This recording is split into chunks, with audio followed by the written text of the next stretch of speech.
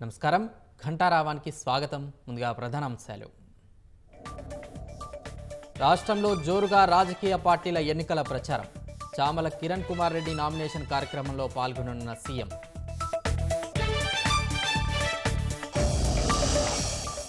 అనారోగ్యంతో ఉన్న తల్లికి రాధాకిషన్ రావు పరామర్శ. మధ్యాహ్నం 3 వరకు అనుమతిచ్చిన కోర్టు.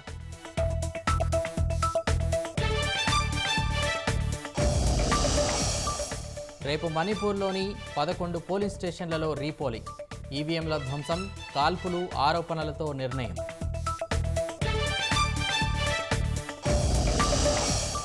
పంజాబ్లోని అమృత్సర్లో అమానవీయ ఘటన. 6 నెలల గర్భిణిని మంచానికి కట్టేసి సజీవ దహనం చేసిన భర్త.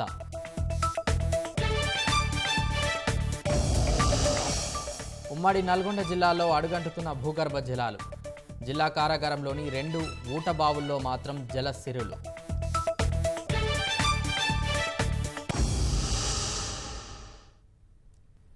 ఉమ్మడి నల్గొండ జిల్లాలోని 2 లోక్సభ స్థానాల్లో గెలిపే లక్ష్యంగా ముఖ్యమంత్రి పీసీసీ అధ్యక్షుడు రేవంత్ రెడ్డి ఇవాళ ఎన్నికల ప్రచారం నిర్వహించనున్నారు. ముఖ్యమంత్రిగా బాధ్యతలు స్వీకరించిన తర్వాత తొలిసారిగా ఉమ్మడి జిల్లా నల్గొండ జిల్లాలో పర్యటించనున్నారు. భువనగిరి లోక్సభ ఎంపీ అభ్యర్థి చామల కిరణ్ కుమార్ రెడ్డికి మద్దతుగా రోడ్ షో నిర్వహించనున్నారు. ఈ సందర్భంగా జిల్లా పోలీసు యంత్రాంగం పటిష్ట భద్రతా ఏర్పాట్లు చేసింది.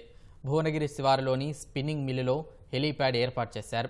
భువనగిరిలోని అంబేద్కర్ చౌరస్తా వద్ద రేవంత్ ప్రసంగించనున్న సందర్భంగా రాచకొండ సిపి తరుణ్ జోషి ట్రాఫిక్కు ఇబ్బంది కలగకుండా పోలీసులకు దిశానిర్దేశం చేశారు.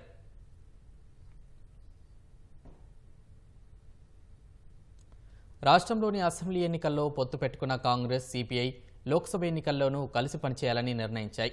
అన్ని స్థానాల్లోనూ కాంగ్రెస్ అభ్యర్థులకు మద్దతు ఇవ్వాలని కోరగా సిపిఐ అంగీకరించిందని ఉప ముఖ్యమంత్రి భట్టి విక్రమార్క తెలిపారు.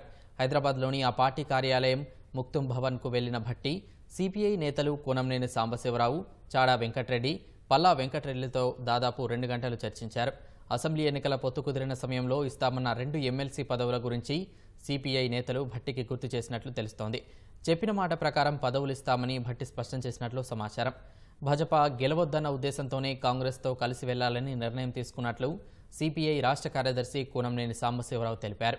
భవిష్యత్తులో స్థానిక సంస్థలు, ఇతర ఎన్నికల సమయంలో గౌరవప్రదమైన స్థానాలు తీసుకుంటామని పేర్కొన్నారు. జరిగే సాధారణ ఎన్నికల్లో రాష్ట్ర వ్యాప్తంగా కలిసి అన్ని జిల్లాల్లో కూడా పోటీ చేస్తున్నటువంటి ప్రతి లోక్సభ స్థానంలో కాంగ్రెస్ పార్టీ అభ్యర్థులకి సంపూర్ణంగా వారి మద్దతుని కోరటం, వారు దానికి అంగీకరించడం కూడా జరిగిందని చెప్తూ మీ ద్వారా రాష్ట్ర వ్యాప్తంగా ఉన్నటువంటి కాంగ్రెస్ శ్రేణులకి అట్లాగే సిపిఐ పార్టీకి సంబంధించిన శ్రేణులకు ఒకటే విజ్ఞప్తి చేస్తా ఉన్నాం. అందరం కలిసి ఈ రాష్ట్రంలోకి మతోన్మాద పార్టీ అయినటువంటి భారతీయ జనతా పార్టీని రానియకుండా అడ్డుకట్ట వేయటానికి నిటారుగా నిలబడి మనందరం కలిసి పనిచేద్దామని చెప్పి సహృదయంతో మీ అందరికీ నేను విజ్ఞప్తి చేస్తా ఉన్నాం. కొన్ని అనివార్యతల వలన ఈ బీజేపీ ప్రమాదాన్ని నిలవరించే క్రమంలో మేము కూడా పోటీ చేయాలని భావించినప్పటికీ 1, 2 స్థానాలు తప్పనిసరి పరిస్థితుల్లో మేము కాంగ్రెస్గా ఈ భారతదేశంలో ఇండియా కూటమి బలపడాలనే ఉద్దేశంతో, ఇండియా కూటమి అధికారంలోకి రావాలనే ఉద్దేశంతో మతోన్మాద పార్టీ అలాగే అవినీతి పరులను పెంచి ప్రోత్సహిస్తూ ఈడీలని లేకపోతే సిబిఐల్ని ఒక మారణాయుధాలుగా భావిస్తూ ప్రజాస్వామ్య గొంతును నిలిమి వేస్తున్నటువంటి బీజేపీ మరింత ప్రమాదకారిగా మారి దేశంలోనే కాదు తెలంగాణలో కూడా ప్రవేశిస్తూ ఉంది. భారత అధినేత కేసీఆర్ రోడ్ షో ప్రణాళిక ఖరారైంది. బుధవారం మిర్యాలగూడ నుంచి యాత్ర మొదలుపెట్టి వచ్చే నెల 10వ తేదీన సిద్దిపేట బహిరంగ సభతో ముగించనున్నారు.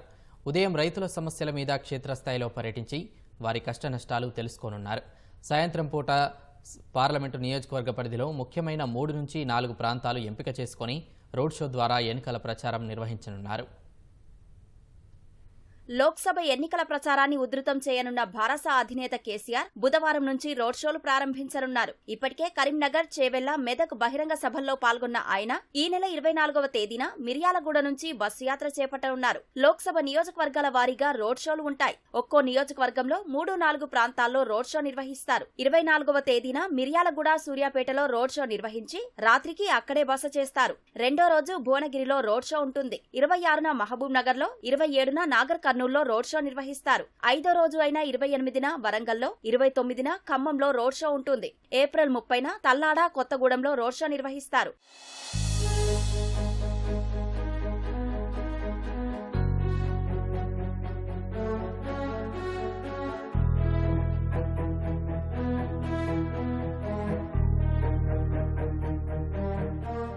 మే 1వ తేదీన మహబూబాబాద్ లో రోడ్ షో జరిపి వరంగల్లో రాత్రి బస చేస్తారు. 2వ తేదీన జమ్మికుంటలో కేసీఆర్ రోడ్ షో ఉంటుంది. వీనవంకలో రాత్రి బస చేసి 3వ తేదీన రామగుండంలో రోడ్ షో చేస్తారు. మే 4వ తేదీన మంచిర్యాలలో రోడ్ షో ఉంటుంది. 5వ తేదీన జగిత్యాల రోడ్ షోలో పాల్గొని రాత్రికి అక్కడే బస చేస్తారు. 6వ తేదీన నిజామాబాద్ రోడ్ షో ఉంటుంది. 7వ తేదీన కామారెడ్డి మెదక్లో రోడ్ షోలలో కేసీఆర్ పాల్గొంటారు. 8వ తేదీన నర్సాపూర్ పటాన్చెరులో రోడ్ షో నిర్వహిస్తారు. 9వ తేదీన కరీంనగర్ లో రోడ్ షో నిర్వహించి రాత్రికి అక్కడే బస చేస్తారు. చివరి రోజైన మే 10వ తేదీన సిరిసిల్లలో రోడ్ షో, సిద్దిపేటలో బహిరంగ సభ నిర్వహించి ముగిస్తారు. మొత్తం 17 రోజుల పాటు 12 లోక్సభ నియోజకవర్గాల్లో కేసీఆర్ రోడ్ షోలు నిర్వహిస్తారు.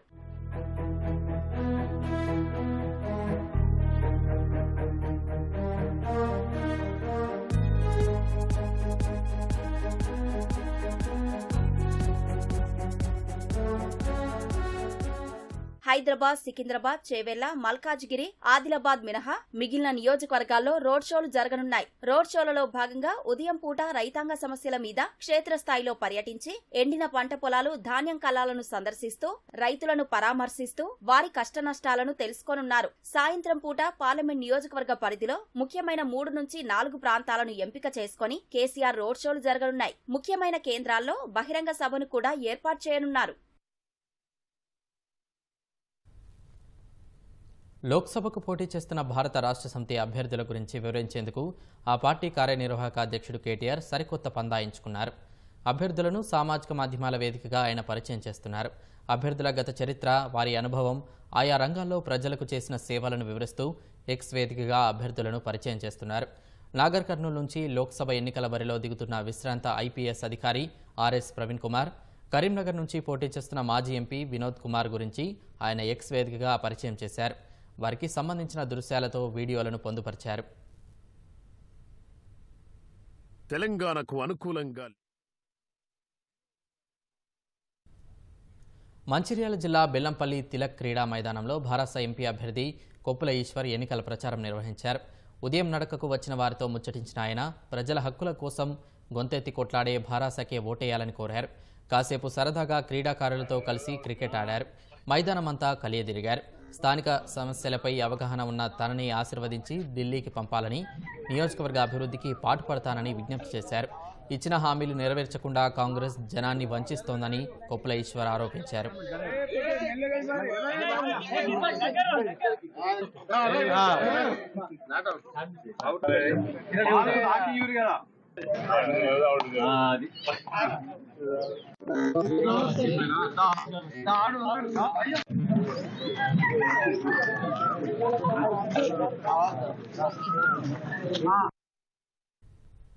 ఫోన్ ట్యాపింగ్ కేసులో కీలక నిందితుడని ఆరోపణలు ఎదుర్కొంటున్న టాస్క్ ఫోర్స్ మాజీ డీసీపీ రాధాకిషన్ రావు ఉదయం 6:30 కరీంనగర్కు బయలుదేరి 11 గంటలకు కరీంనగర్ చేరుకున్నాడు.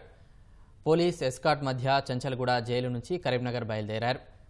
పార్కిన్సన్ వ్యాధితో బాధపడుతున్న రాధాకిషన్ రావు తల్లి కరీంనగర్లోని ఓ ప్రైవేట్ ఆసుపత్రిలో చికిత్స పొందుతున్నారు. గత 3 రోజులుగా ఆమె పరిస్థితి విషమంగా మారడంతో తల్లిని చూసేందుకు అనుమతి కావాలని రాధాకిషన్ రావు బెయిల్ పిటిషన్ దాఖలు చేశారు. ఈ నేపథ్యంలో ఇవాళ ఉదయం 11 గంటల నుంచి మధ్యాహ్నం 3 గంటల వరకు తల్లితో గడిపేందుకు కోర్టు మధ్యంతర బెయిల్కు అనుమతించింది. ఈ ప్రయాణానికి 2 ఎస్కాట్ వాహనాలు, భద్రత సిబ్బంది భత్యం, భోజనం ఇలా మొత్తం ఖర్చు దాదాపుగా 18,000 రూపాయలు రాధాకిషన్ చెల్లించాల్సి ఉంటుంది.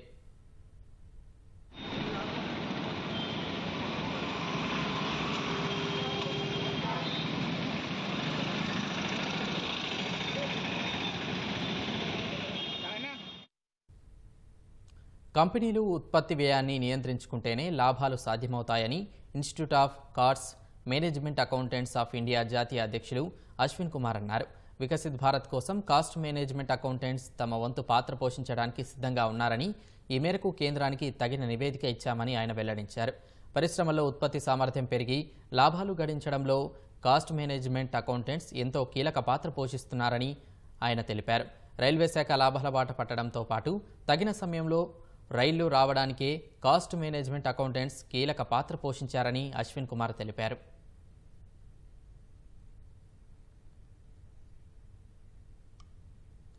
ఆడుతూ పాడుతూ తిరగాల్సిన ఆ చిన్నారిని విధి వక్రీకరించింది.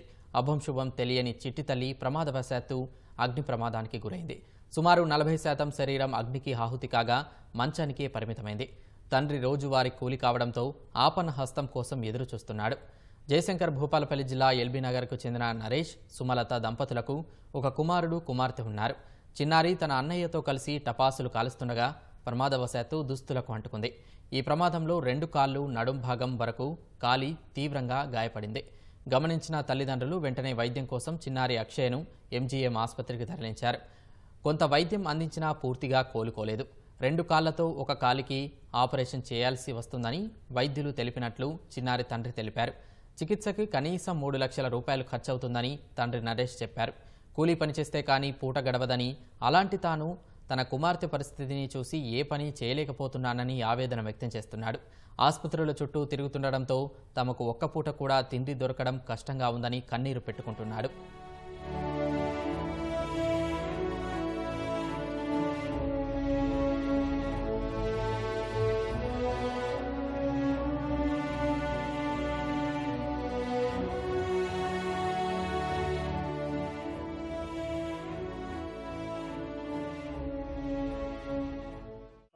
ప్రమాదవశాత్తు దసరా ముందు సద్దుల బతుకమ్మ రోజు టపాసులు కాలుస్తానంటే టపాసులు కొనియడం జరిగింది. నేను ఆ టపాసులు ఈ డ్రెస్లో పడి 2 కాళ్ళు కాలిపోయినాయి పూర్తిగా. అప్పుడు ప్రైవేట్ హాస్పిటల్ ఎంజిఎం తిరిగినాం. ట్రీట్మెంట్ ఒక కాలుకు సర్జరీ చేయించినాము, ఇంకో కాలుకి చేయాల్సి ఉంది. ఈ 2 కాళ్ళు అతుక్కున్నాయి. ఒక 3 lakhs దాకా అయితే అన్నారు. నేను పెయింటింగ్ పని చేస్తా భూపాలపల్లి. నేను నిరుపేద కుటుంబం కాదు, నా స్తోమత దగ్గర ట్రీట్మెంట్ చేయించాను. ఇంకా మెరుగైన వైద్యం కావాలంటే కొంత అమౌంట్ అనేది అవసరం పడింది.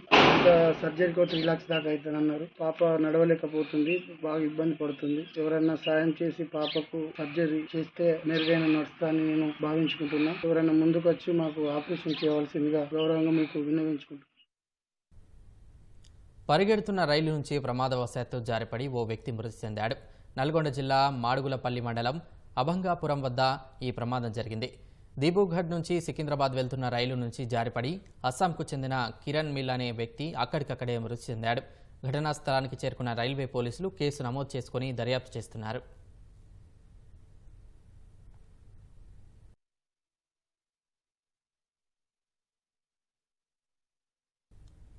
రంగారెడ్డి జిల్లా రాజేంద్రనగర్లో ప్రమాదవశాత్తు నడుస్తున్న కారులో మంటలు చెలరేగాయి. కారు ముందు భాగం నుంచి మంటలు రావడం గమనించిన డ్రైవర్ వెంటనే కిందకు దిగి ప్రాణాలు దక్కించుకున్నాడు. క్షణాల మీద మంటలు పెద్ద ఎత్తు వ్యాపించి కారు పూర్తిగా అగ్నికి ఆహుతైంది. ఘటనా స్థలానికి చేరుకున్న అగ్నిమాపక సిబ్బంది మంటలు ఆర్పివేశారు. మండుతున్న ఎండల కారణంగా షాక్ సర్క్యూట్ అయ్యి ప్రమాదం జరిగి ఉంటుందని అగ్నిమాపక అధికారులు భావిస్తున్నారు.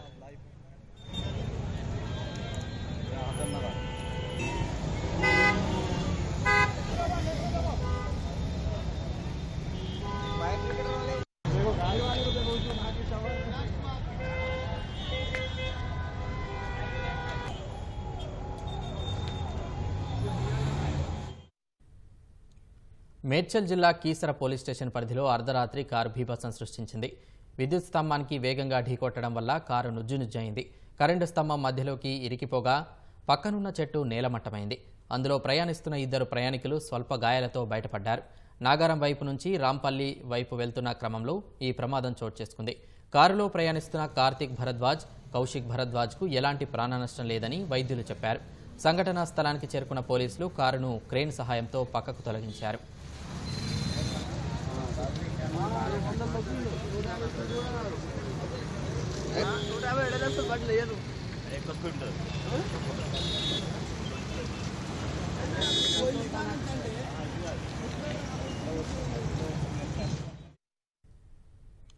మీట్ ది ప్రెస్ కార్యక్రమంలో మెదక్ లోక్సభ స్థానం భాజపా అభ్యర్థి రఘునందన్ రావు మాట్లాడుతున్నారు. ప్రత్యక్ష ప్రసారం ద్వారా చూద్దాం. వాటిని ఎట్లా గెలిపిస్తాడనేది ఒకసారి ఆలోచించాలి. నిన్నే వద్దనుకున్నారు కదా, నాయకునే వద్దనుకున్నారు కదా ప్రజలు. గజ్వెల్లో కూడా ఏదో సావు తప్పి కన్నులోట పోయి గెలిచి దానికేదో గెలిచిండు మా మామ అని మీరు అనుకుంటే మేమేం చేయాలి దానికి? రేవంత్ రెడ్డి గారు అంటారు దుబ్బాకలు ఓడిపోయి మెదక్లు ఎట్లా పోటీ చేస్తాడు రఘునందన్, అంగి మార్చిండు, రంగు మార్చిండు, రూపం మార్చిండు అన్నాడు. అన్న నేను ఆ రోజుకి ఇదే అంగేసుకున్నా, ఈ రోజుకి ఇదే అంగేసుకుంటున్నా, రేపు కూడా కదే అంగితోటి వస్తా. అంగి మారలే, రంగు మారలే, రూపం మారలే. మరి మీరు కొడంగల్లో ఓడిపోయినరు కదా, 2018 డిసెంబర్లో కొడంగల్లో మీరు ఓడిపోయినరు, మీరు మల్కాజ్గిరికి రాలేదా? అందుకని don't compare one election with other elections. Rhythm కోసం, ఎతిక్ కోసం, ప్రాస కోసం ఆడ జల్లని రూపాయి ఈడ జల్లింది అంటే మరి గజ్వేల్లో, కామారెడ్డిలో జల్లలే, 2 జల్లలే. రేవంత్ రెడ్డి చెల్లలేదు, కేసీఆర్ చెల్లలేదు. ఇద్దరిని కూడా బండకేసి కొట్టింది కాషాయం కండు అని. అది మర్చిపోతే ఎట్లా? ఇద్దరు కూడా మెదక్ను అనుకునే ఉంటుంది కామారెడ్డి నియోజకవర్గం. రేవంత్ రెడ్డి గారు మర్చిపోయినట్టున్నారు. కాబట్టి దయచేసి ఇట్లాంటి మాటల్ని ఎత్తి ప్రాస కోసం మాట్లాడకుండ్రి. రేవంత్ రెడ్డి గారు మళ్ళీ నేను మీకు అప్పీల్ చేస్తా ఉన్నా, I'm ready to register my గడి. మా అమ్మ నాన్న కట్టినటువంటి మా గడీలని మీకు రిజిస్టర్ చేసేందుకు మేము సిద్ధంగా ఉన్నాం. మీరు సిద్ధంగా ఉంటే ఈరోజు సాయంత్రం వచ్చినా, రేపు వచ్చినా, ఇవాళ సండే అనుకుంటే రేపు సోమవారం పొద్దున్నే స్లాట్ బుక్ చేస్తా, ఎవరి పేరు మీ చేయమంటారో చేస్తే చేస్తాం. ఆయన ఏదో చెప్తా ఉన్నాడు, మా బీసీ బిడ్డ మధు నువ్వు గెలిపించుర్రని. ఆ బీసీ బిడ్డ ఇల్లు ఎట్లున్నది, ఈ మీరు చెప్పిన గడిలోకి వెళ్ళి వచ్చిన దొర ఇల్లు ఎట్లుందో బొప్పపురం పోయి 2 ఫోటోలు పక్క పక్కన పెట్టుకొని చూసేందుకు నేను సిద్ధంగా ఉన్నా. ఎలక్ట్రానిక్ మీడియా మిత్రులను కూడా చాలామంది వచ్చిర్రు నా దుబ్బాక ఎన్నికలప్పుడు. ఇప్పుడు కూడా మళ్ళీ ఒకసారి వచ్చి మా సొంత గ్రామంలో మా అమ్మ నాన్న ఉంటున్న గడిని ఖచ్చితంగా ప్రపంచానికి చూపెట్టాలని నేను మీ అందరినీ కూడా సాదరపూర్వకంగా మా దుబ్బాకకు ఆహ్వానిస్తా ఉన్నా. ఎప్పుడు యాదికి వచ్చిండు బీసీ బిడ్డ రేవంత్ రెడ్డి గారు? నీ క్యాబినెట్లో ఉన్న మంత్రులు ఎంతమందికి ఇచ్చినావు నువ్వు? బీసీలకి ఎంతమందికి ఇవ్వాలి? జనాభా దామాషా ప్రతిపదికన మేమేదో బీసీ కులగణన చేసి మంత్రి పదవులు ఇస్తాం, పైసలు ఇస్తామని చెప్తున్నావు కదా రేవంత్ రెడ్డి గారు. టోటల్ నీ క్యాబినెట్ స్ట్రెంత్ ఎంత? నీ క్యాబినెట్లో ఉన్న ఓబీసీ మంత్రులు ఎంతమంది? ఒకసారి మీరు ఆలోచించుకోండి. అదేదో చెప్తాడు, ముదిరాజు బిడ్డకి ఎవరికి ఇవ్వలేదు కాబట్టి రేపు ఇస్తాం, మేము ముదిరాజును గెలిపించురు అన్నాడు. నేను అడుగుతున్న రేవంత్ రెడ్డి గారు, 119 మంది తెలంగాణ శాసనసభ్యుల్లో మీరు మంత్రి పదవి ఇస్తా అన్నటువంటి ముదిరాజు సామాజిక వర్గానికి చెందిన ఎమ్మెల్యే ఒక్కడితోనే ఉన్నాడు.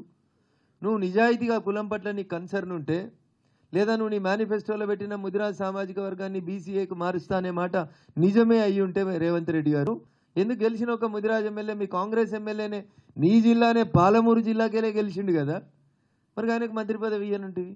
ఆయనకు ఎప్పుడు ఇస్తాడట? ఈ ఎలక్షన్లు అయిపోయినాక ఇస్తాడంట. ఇగో ఇది హామీ అన్న, ఇది హామీ.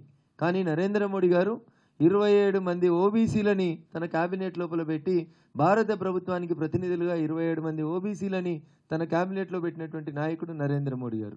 అన్న నువ్వు 2 ఇచ్చినావు, నువ్వు 2 ఇచ్చే గింతలో పెడితే 27 ఇచ్చిన మేమెంత చెప్పాలన్నా? ఇది రేవంత్ రెడ్డి గారు దయచేసి అర్థం చేసుకోవాలి.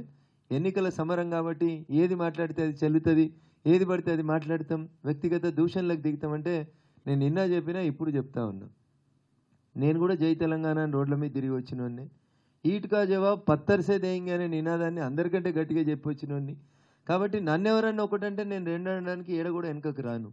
తెలుగు, హిందీ, ఇంగ్లీష్, ఉర్దూ నీకు ఏ భాష నచ్చితే ఆ భాషలో, సంస్కృతం కూడా నేను సిద్ధంగా ఉన్నా.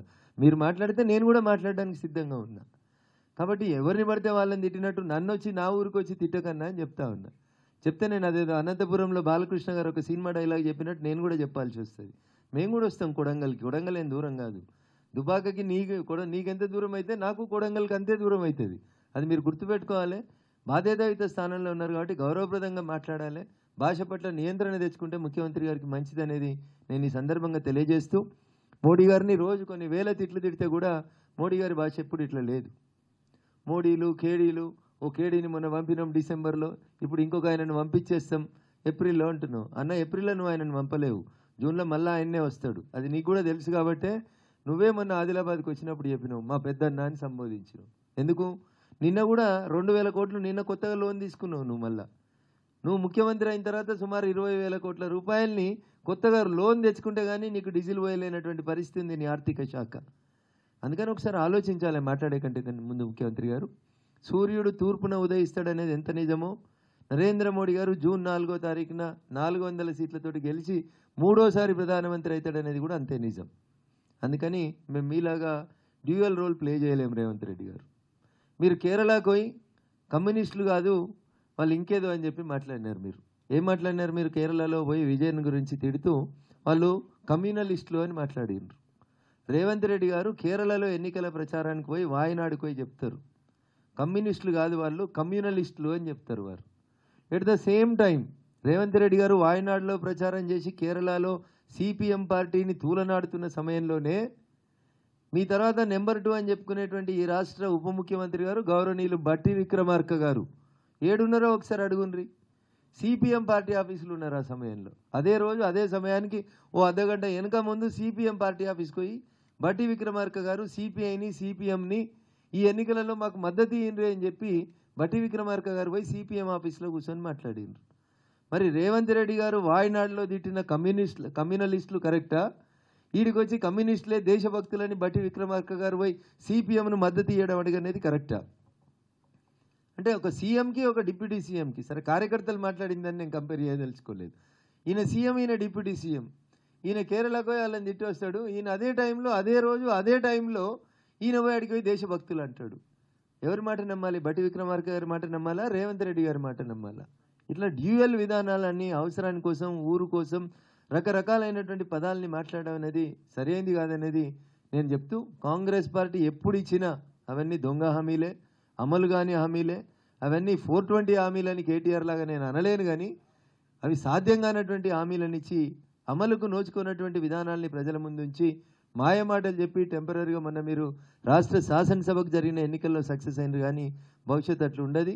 ఖచ్చితంగా అదేదో సినిమాలో చెప్తారు, in front there is a crocodile festival అని. ఇది రేవంత్ రెడ్డి గారు కూడా అర్థమైంది కాబట్టి కొడంగల్ పోయి నా మీద కుట్ర జరుగుతుంది అంటాడు. హైదరాబాద్ మహానగర రోడ్డు రేసు ట్రాకుల్లా మారిపోతున్నాయి. మద్యం మత్తులో కొందరు, కన్నుమిన్ను కానని అతివేగంగా మరికొందరు రోడ్డు ప్రమాదాలకు కారణమవుతున్నారు. ప్రాణాల్ని బలి తీసుకుంటూ కుటుంబాలకు తీరని శోకాన్ని మిగిల్చుతున్నారు. మహానగరంలో ఇటీవల పెరిగిపోతున్న ప్రమాదాలు ఆందోళన కలిగిస్తున్నాయి. హైదరాబాద్ రోడ్లు వరుస ప్రమాదాలతో నెత్తురోడుతున్నాయి. తప్పతాగి రోడ్డెక్కి కొందరు, మితిమీరిన వేగంతో మరికొందరు ప్రాణాలు తీస్తున్నారు. ఇటీవల రాయదుర్గం పోలీస్ స్టేషన్ పరిధిలో ఐటీ ఉద్యోగి బీభత్సం సృష్టించాడు. ఐకియా నుంచి కామినేని ఆసుపత్రి వరకు గంట వ్యవధిలో 6 రోడ్డు ప్రమాదాలు చేశాడు. ఇందులో ఒకరు మృతి చెందగా మరో 11 మంది గాయపడ్డారు. వాహనం నడిపిన వ్యక్తికి చేసిన బ్రీత్ ఎనలైజర్ పరీక్షలో రీడింగ్ 550గా చూపించింది.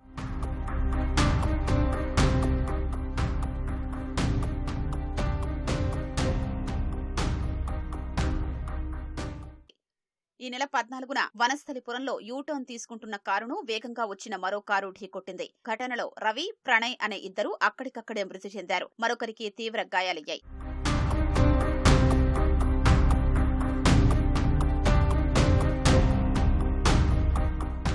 తాజాగా హైదరాబాద్లోని ఓ లారీ డ్రైవర్ అర్ధరాత్రి వేళ ద్విచక్ర వాహనాన్ని ఢీకొట్టి ప్రయాణికుడు బంపర్కు వేలాడుతున్నా పట్టించుకోకుండా దూసుకెళ్లిన వీడియోలు వైరల్గా మారాయి. దుర్గం చెరువు తీగల వంతెనపైన వాహనదారుల తీరుతో తరచూ ప్రమాదాలు జరుగుతున్నాయి. విధుల్లో ఉండే ఇద్దరు కానిస్టేబుళ్లకు బ్రిడ్జి పొడవునా ఫోటోలు దిగే సందర్శకుల్ని నియంత్రించడం సాధ్యపడ్డలేదు. ఇటీవల బ్రిడ్జిపై ద్విచక్ర వాహనాన్ని ఇన్నోవా వాహనం ఢీకొట్టి ఒకరు మృతి చెందగా మరొకరికి తీవ్ర గాయాలయ్యాయి. ఈ కేసులో వాహనం నడిపిన నవీన్ అనే యువకుడు మద్యం సేవించినట్లు